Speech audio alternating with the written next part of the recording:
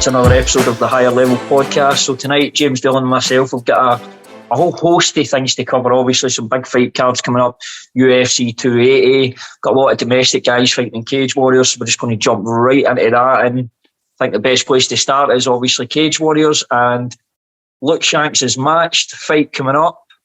How's everything going there with Luke? Things with Luke Shanks. Luke Shanks is a force of nature. Luke Shanks, he's his typical self, man. He's in training, he's sparring and stuff. He's absolutely off his head. He's training alright. He's looking forward to the fight. I think what he's planning on, he could have either sat out his Cagewarriors contract in March. He's signed with a management company in the States, First Round Management, who've got a lot of big clients actually.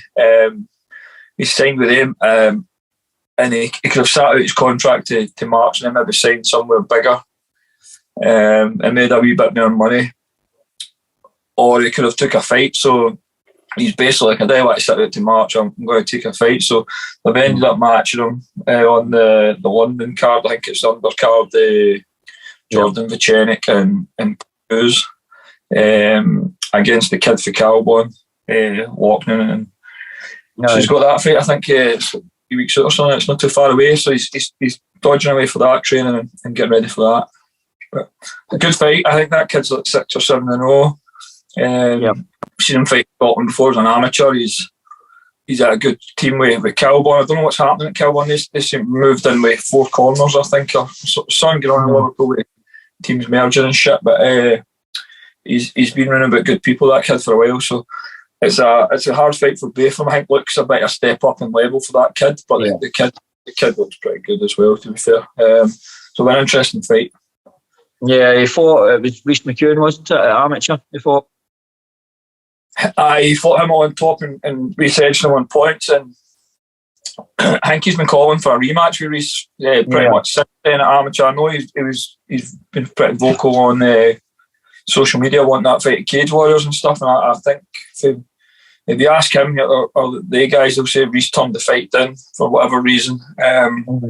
But I don't know if it was even offered to him, to be fair. So he was asking for that, and I don't know if just off the back of his last performance he's got Shanks. So him and Reece would have been a good fight, I think. It was close at amateur. It'd been interesting to see who's developed the most since that fight. But it's not happening. So Shanks is the fight for him. It'll be a good fight. They're both pretty heavy-handed, good top game wrestlers. So it'll be an interesting fight. Yeah, and the fight will be bantamweight, yeah? Luke's staying at bantam. He'll be at bantam for a good bit. He's actually filling it a good bit more now, so he's starting to actually be an actual bantamweight and not just a fat flyweight.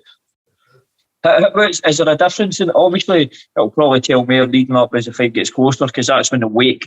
I mean, we've spoken about it how many times in this podcast about the weight cut. That's obviously, look, it's always it's an event, and it's obviously he's had his issues as well.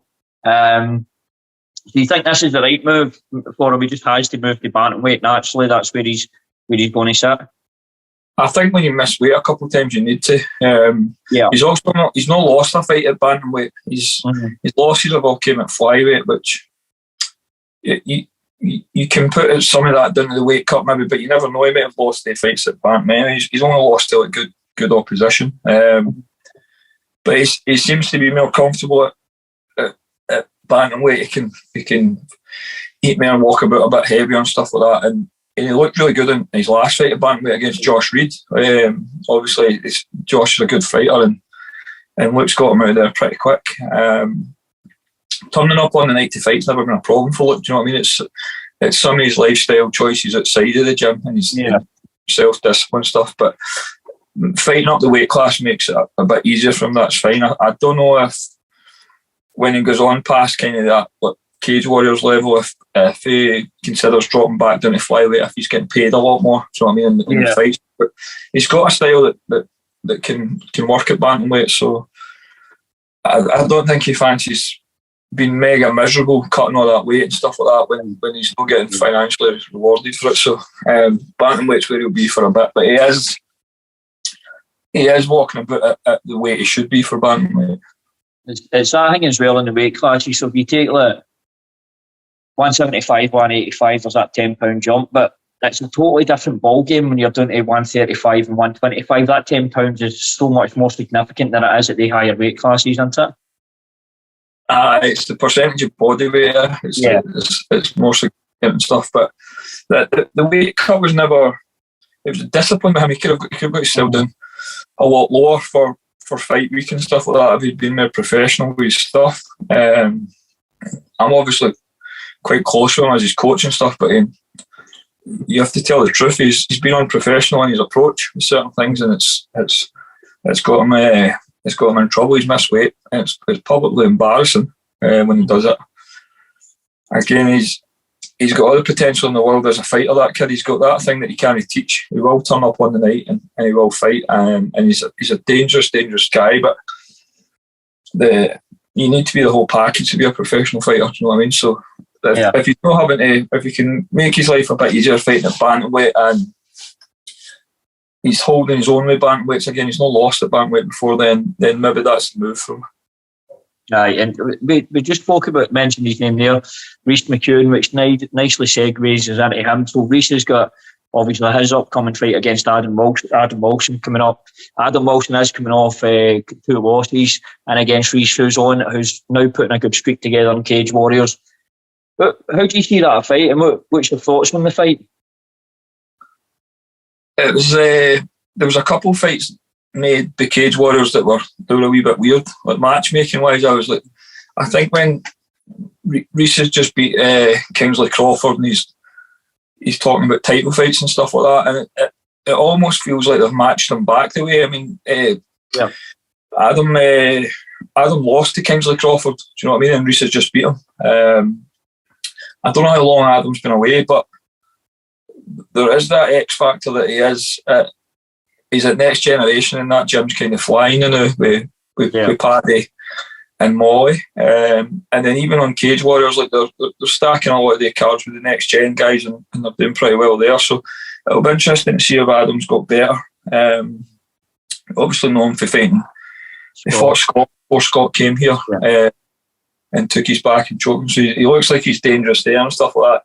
Tall and long. He's at a good gym, so he's on a mat with some of the best fighters in the country every day of the week. But I also think Rhys has got a style to cause him all sorts of problems with top game wrestling and stuff like that. But it's another good fight for Rhys. Do you know what I mean? It gets him another outing. It's not like a massive step he's took for the two guys. Like he had Sam and then he had Crawford, and they were better than the guys who'd fought outside the Cagewarriors. And I think Adam's kind of like similar level to they two, so I'd expect Rhys can get a test there. If Adam's improved a lot, maybe since we've seen him, I don't know when he fought last. September 21 it was. So he's maybe been in the gym and just been trying to get better and stuff like that. So it'll be interesting. It's probably a 50-50 fight. Like it doesn't look like there's any title implications with that fight the way there is with Shanks' fight. Do you know what I mean? That looks like the winner of that could go and fight for the title, which is the Italian kids obviously just took. But it's another good test for Rhys. Adam will be a wee bit different from what he's faced before. But again, Rhys has got a style that can cause like tall guys like that problems with. He'll have to go forward. Mm-hmm. He'll need to get inside his striking and stuff like that, and then probably get taken and look for his top control, which is his kind of A-game stuff. It'll be an interesting fight, but Adam's obviously dealing with good wrestlers and good grapplers every day of the week as well, and that gym, Next Gen's one of the better grappling gyms in the country. But again, it's a good fight for both guys. It's not like a massive push forward. It looks like they're trying to. It's either a chance for Adam to get back on track, coming off 2 losses, or Rhys just to develop and get another win under the belt at Cagewarriors, and maybe gets another 1 or 2 fights before they start talking about any title contention. Yeah, and obviously moving on to 145, then again we've got another Scottish fighter. We've got Chris Bungard. He's fighting against Gavin Hughes. Obviously, this is a rematch. This is at 146. I know Chris will be. Chris, I've spoken to Chris in the past, and he's mentioned about Cagewarriors, and I think it's one of the things for UK fighters. It's a kind of special thing, isn't it, if you get the yellow gloves on? Just because it's been the most consistent and probably the biggest promotion in the UK for a long time. Yeah. We were involved with Cagewarriors way back like 2003 to 2004 and stuff like that, and at that point it was already the biggest show in the UK, and it's obviously went on to become a lot bigger. It's got that track record for UFC guys, so it is a good thing. It's probably the elite. It's the highest level show in the UK at this point in time. There's no, like back in the day at Cage Rage and stuff like that, kind of matching it, but obviously Cagewarriors is kind of out on its own now, by a fair bit in the UK, and it's only really got one or two other kind of rivals in Europe with KSW, and obviously Bellator when it comes. And speaking, both guys have fought for Bellator. Obviously, they fought back in 2016. Gavin won that fight. It was a first round submission guillotine, if I'm not mistaken. So it was a while ago they fought. Gavin's it was on a really, really big win streak, winning an EFC, winning places like that. But then he's coming off the back of a couple of losses. Is this a fight where you see how the two guys have developed, how Chris and Gavin have developed over the last 6 years and where they're at? It feels like it feels like Cagewarriors are matching them just to see where they're at. Do you know what I mean? Like they'll get an idea of where they go from that fight. It's kind of similar to what we're talking about with Reece. It's a weird match to make. They've already fought. I've no idea why they've made it, but Chris isn't the same as that. I was at that fight in 2016. It was I'm sure it was at the Hydro for the ACB or something. But Chris has obviously had a lot of big wins since then.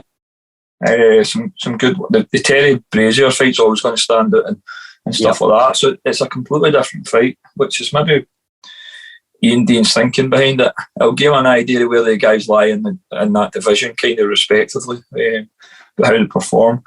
I don't know what Gavin used to be when Gavin was on that one. I'm sure he was under Tom Blackledge.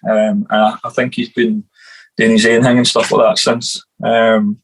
It's a competitive fight, but if you're going to go on how much each guy's improved since the fight in 2016, the evidence kind of points that Chris has improved a bit more than Gavin, just because of some of the performances he's had and some of the wins in that he's had. But Ian Dean's no daft, you know what I mean? There's never really mismatches on Cagewarriors. Sometimes you'll get guys with records that are a bit bigger than what the guys suggest and stuff like that. But Ian Dean's not the type of guy that's going to give anybody like easy fights.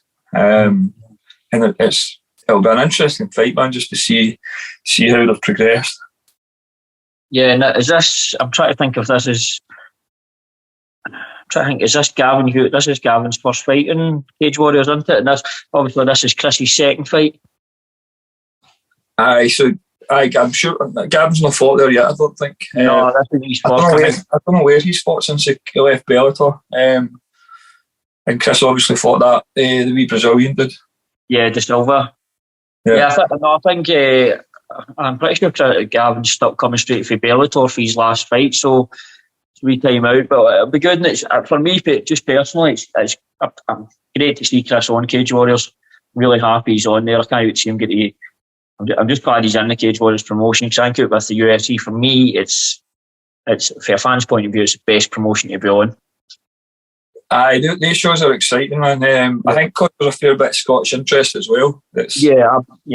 You always get a wee bit more into these shows when there's guys there, you know, like when Aiden's fighting or Paul McBain, and you know what I mean, like guys, even if they're not your team, but it's always you're always a wee bit more invested when it's guys that you know that are fighting there.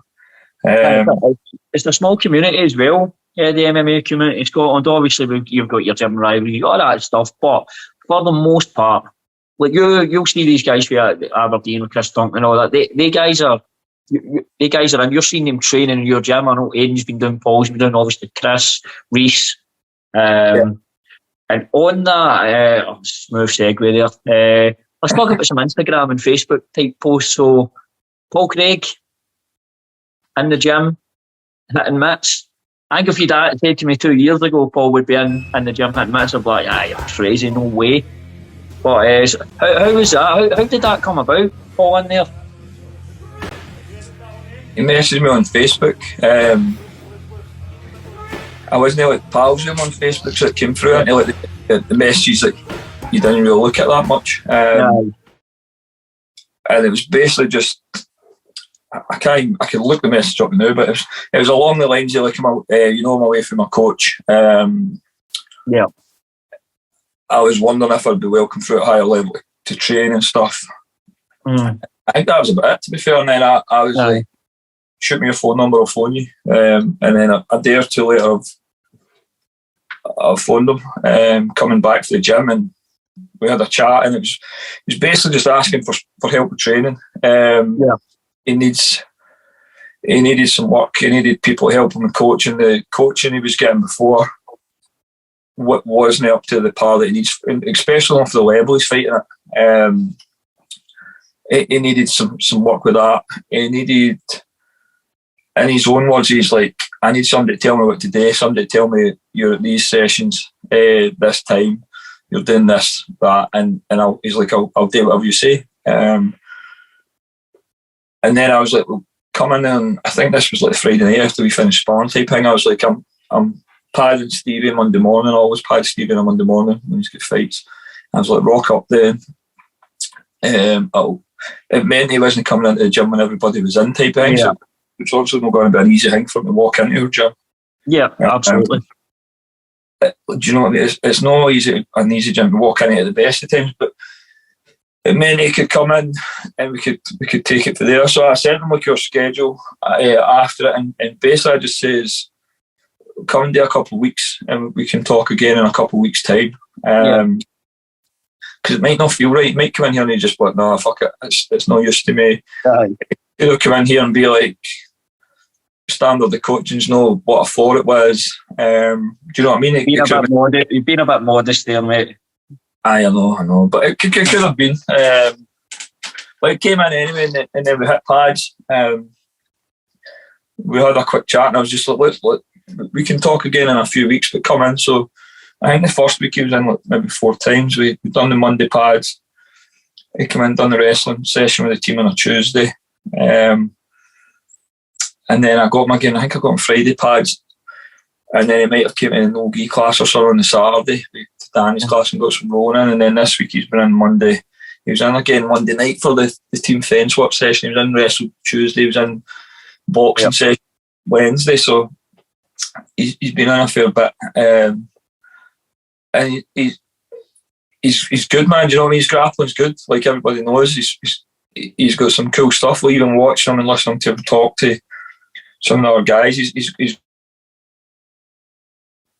and he's really aware of his strengths and weaknesses. He's very aware of them. And I've just kind of like, I've not had like a proper in-depth talk with him yet, but I've dropped wee bits and pieces like this. This is our kind of philosophy of this, that, and that. And this is it's not a super rigid structure here, but we do have a system that's based about individuals. One of the problems he had was he felt like everybody was getting taught the same way, and you've got somebody who's a bit shorter than him and stuff like that, try to teach him certain things, whereas we've got consistently about 20 years, none of our 2 fighters fight the same. They're all, everyone's based around about their physical attributes, their personality, and stuff like that, and part of your job as a coach is obviously is to tap into that and make sure everybody's playing their strengths. So he needs a bit of work with stuff like that. He's a big dude. He can't be fighting. You can't move about and stuff with feathers and lightweights and stuff, but he's got stuff to work with. Do you know what I mean? He's got a base there to work with.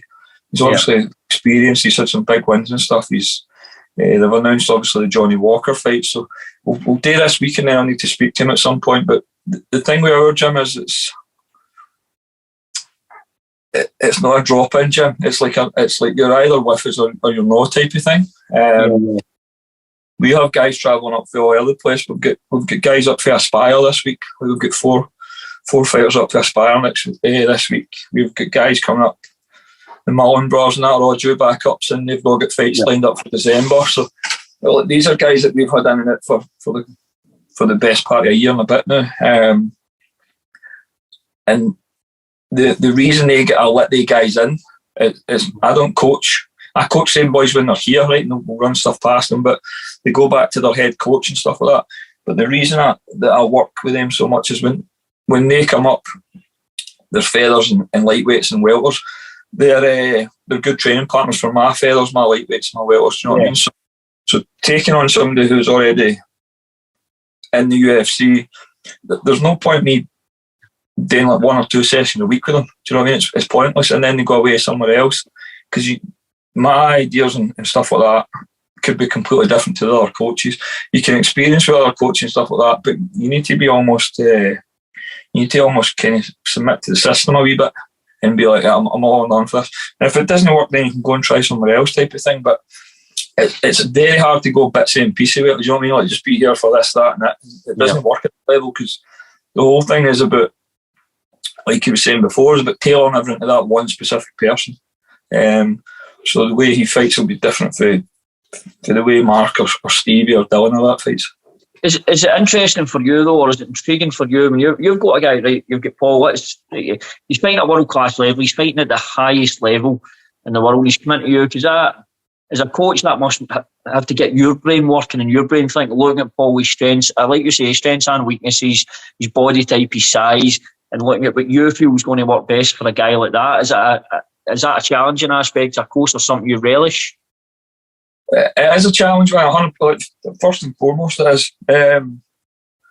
Because if you want to do it right, it is anyway. Do you know what I mean? You could come in here and you could just...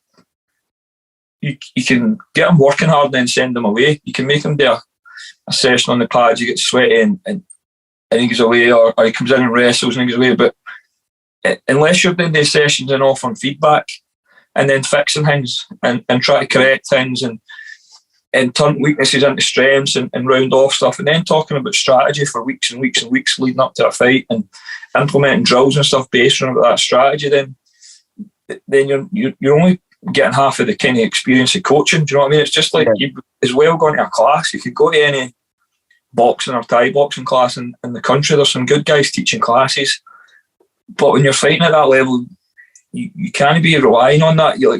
It's very, very few people can go to classes and then figure shit out for themselves. You need somebody there tailoring every single session you do towards that style that you're trying to implement, or that strategy, or that game plan, stuff like that. And it is a challenge. It's a challenge as a coach. Obviously, it's a different challenge to what we've faced before. We've had guys come before who are pro level fighters early on in their career, like Kier and stuff.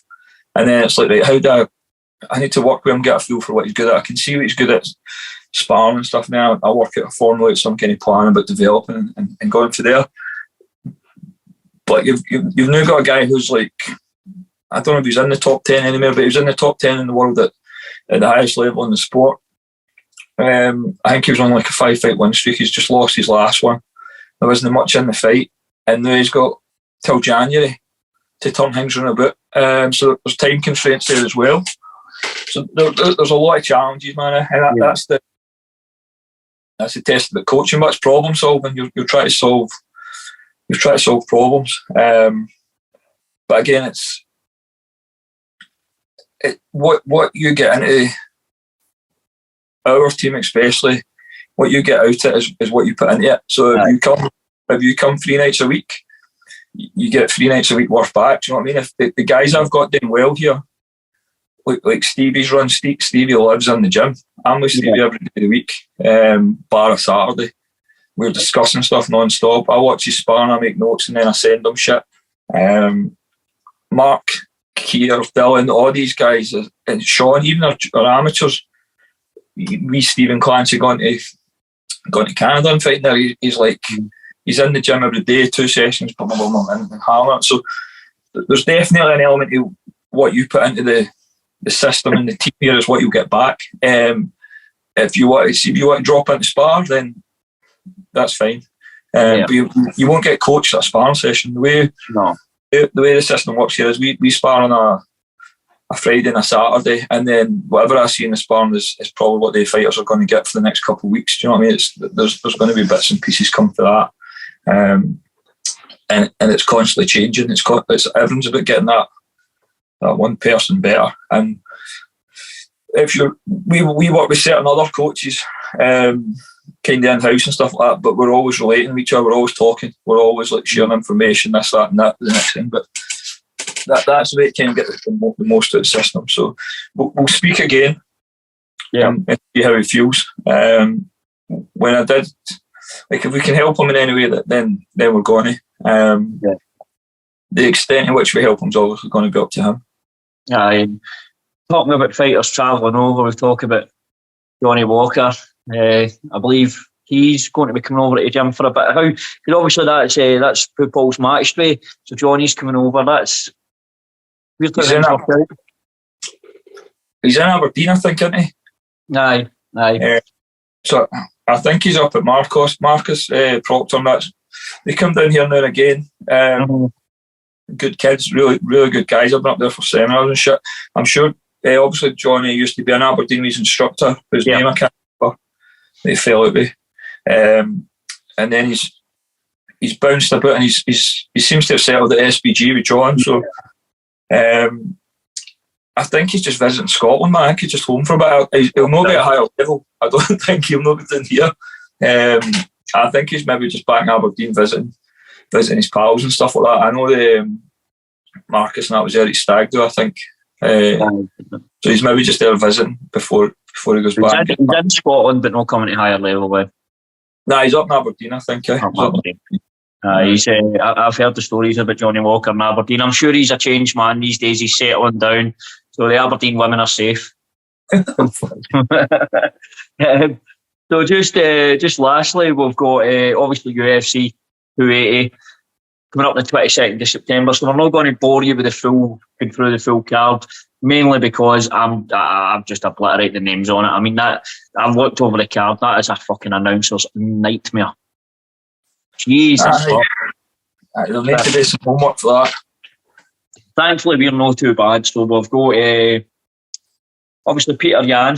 He's going to be back in the card fighting. Obviously, it's an interesting way they've set it out. So you've got Peter Yan, obviously Sean O'Malley.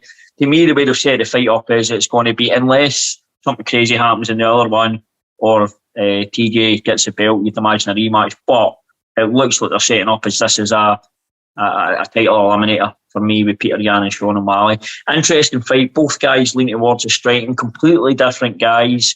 Sean O'Malley's obviously really big for the weight, really long. He's not a predictable fighter at all. You don't know what he's going to do. And Peter Yan's just like a bulldog in there. He's a bulldog with a lot of skill. Massive test for O'Malley. You could argue this is last time he had a big test was against Chito Vera, but how do you see the fight playing out? It's a weird fight, man. The one thing that O'Malley's got over Yan is timing. He's got exceptionally good timing on the feet. I don't know if he's going to bank on. He obviously has the reach and stuff, so I don't know if he's going to bank on catching Yan on the way forward, because Yan will go forward. He's a kind of pressure guy.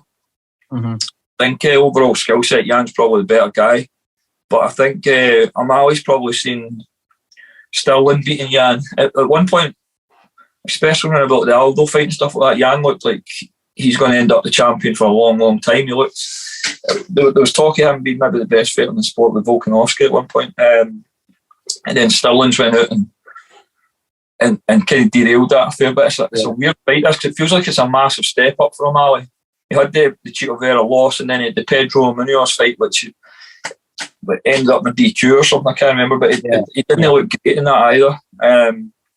It's going to be if O'Malley can time Yan, then it can cause him problems. But Yan's also a hard guy to put away. You would imagine he'll take shots to give some. It's going to be that battle of Yan's pressure and just fucking doggedness versus O'Malley getting his timing right. O'Malley's got that kind of touch of Conor McGregor, just feeling the distance, and then when his timing's on point, it looks beautiful. But the big question mark for me is that anybody I would prepare for Peter Yan, I would be putting his legs early and often. Do you know what I mean? He struggles with leg kicks. I've spoken about this before. There was a fight they actually won where he fucking get carried at the octagon in a stretcher because his leg get calf kicked to bits. He's had the Chito Vieira loss was due to his legs getting beat up. So he fights in a stance that's very hard to stop leg kicks. Of Jan's been at Tiger.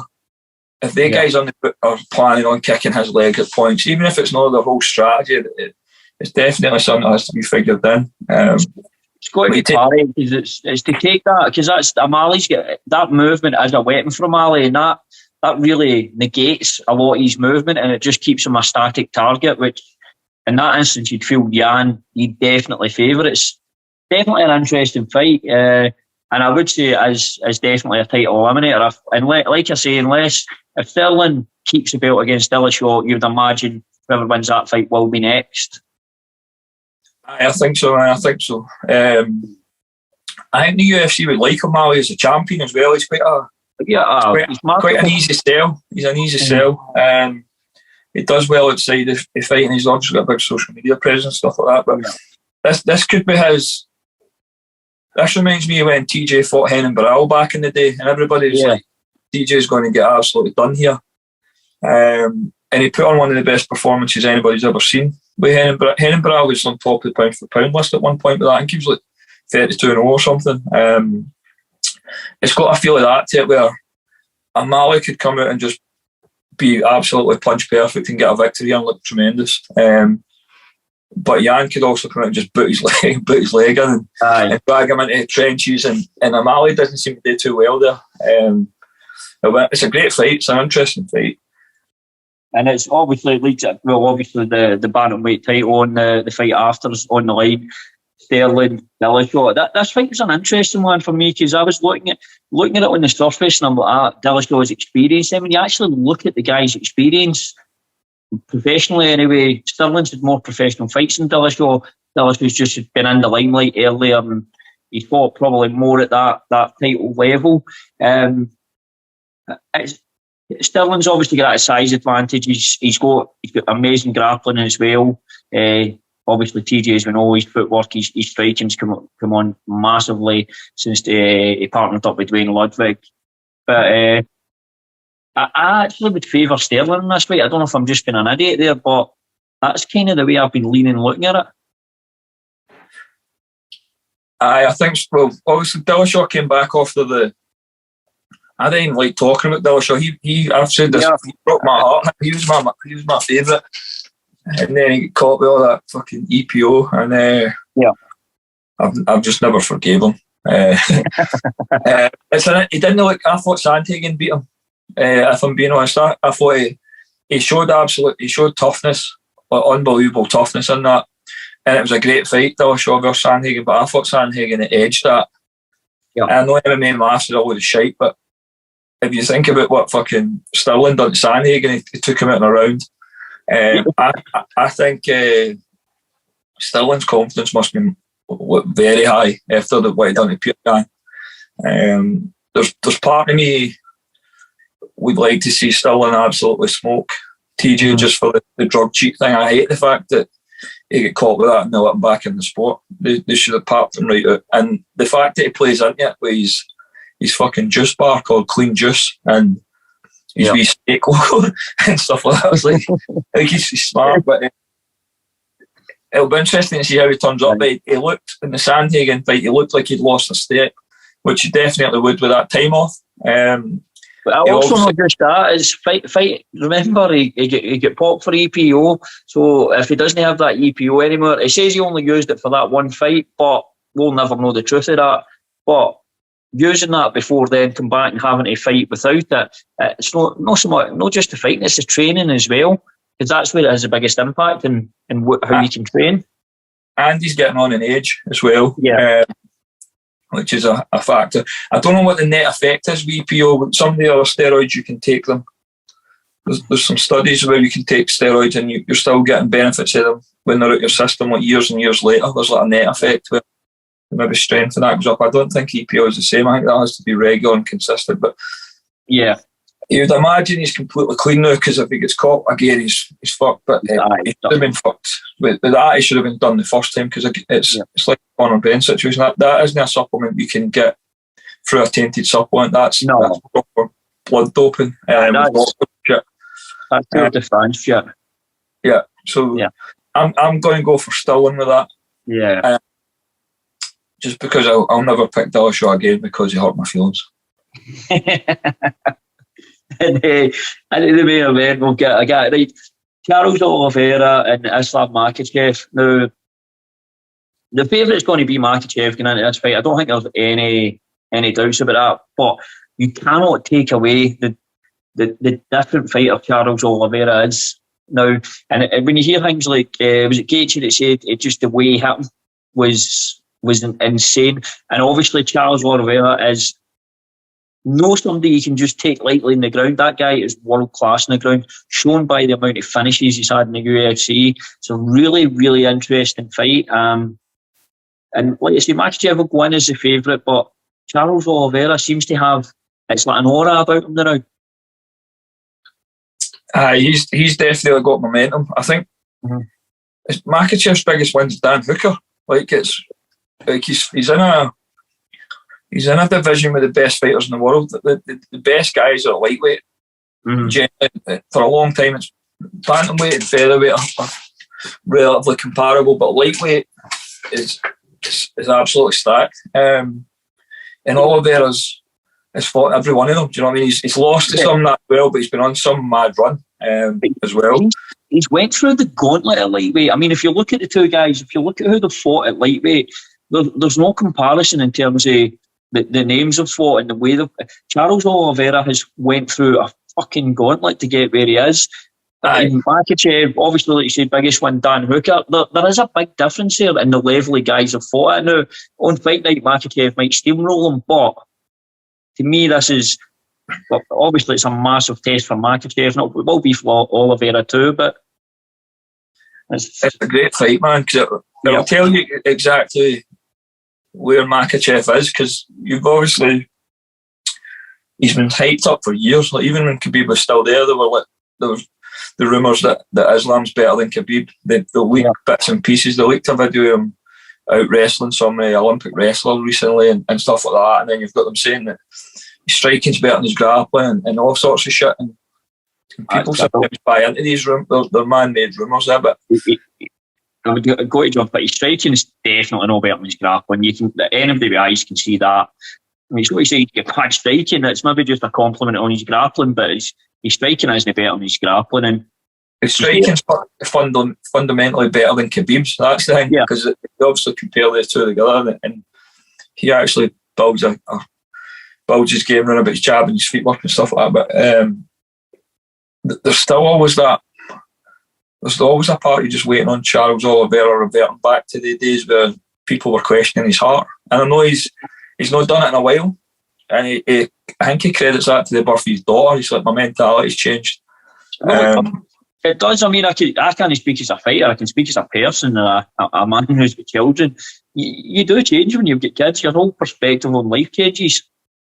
Aye, he's definitely. You can draw a line where his flipped. You know what I mean? And he's on this run, but I think he's also got a bit of a chip on his shoulder about the instant where losing his belt, and then even the fact that he's having to go to Abu Dhabi to fight Makhachev. They guys are.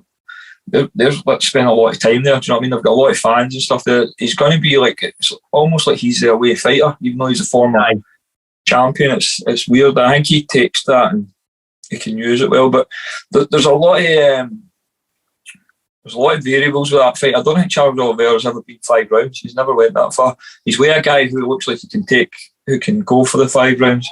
I think Oliveira's striking has improved massively. His Thai boxing is great. Yeah. And I think he's going to give Makhachev big problems, and I think he'll be wrestling quick. It's just going to be a question of can Charles catch him with stuff? Submissions, can stop the takedown? can he deal with Makachev? Maybe just try to Paul Felder him and elbow him to bits and bash him up instead of try to pass his guard and stuff. But also, how long is Makachev going to keep doing that if he can't put him away? Because he's had pretty much that one loss that everything else has been pretty much. I don't know if he's lost a round. He's not been fighting at that level of competition, obviously, but it'll tell you exactly where he is. If he's what these guys are trying to say he is, then he should. There's no disrespect to him, or it'll not even set him back that much if he loses to Oliveira, because he can go away and have more fights and come back and try again. Yeah. I mean, he's shown his comeback, and that's another thing. You've got, obviously, Makachev, for the most part, just because he's that good, has had his own weighing fights, whereas Oliveira, he has experience. I mean, Oliveira's been around for fucking ages, man. He's been in for ages. There's nothing he's no, apart from 5 rounds, there's really nothing he's no saw in a fight, good and bad. But I think the one thing we can agree on is it's going to be a good card, and that is probably one of the best. I think it'll be the most anticipated fights in a while. Maybe with like Adesanya obviously his next upcoming bout. But I think nothing else, we're spoiled with fights. We'll obviously get that on October 22nd. Cagewarriors stuff, as we've spoke about. And yeah, so it's going to be looking like a good few months. And on that note, we will wrap up on that. Thanks for tuning in, everybody.